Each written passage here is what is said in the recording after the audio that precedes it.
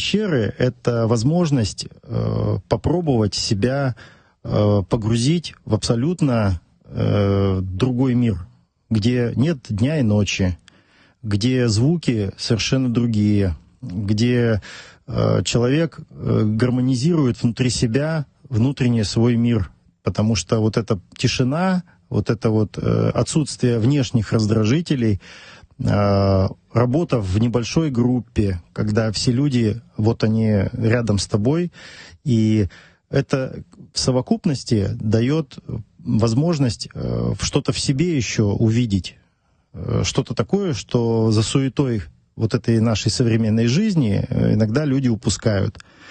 Вот. И потом, когда возвращаешься из пещер, когда ты там пробыл не день, не два, а 20 дней, например, прожил, ты по-другому смотришь на многие вещи, как будто с чистого листа. Это помогает потом в жизни преодолевать какие-то сложности, трудности, которые кажутся большими, но с высоты Через вот призму этого опыта уже их преодолеть гораздо проще.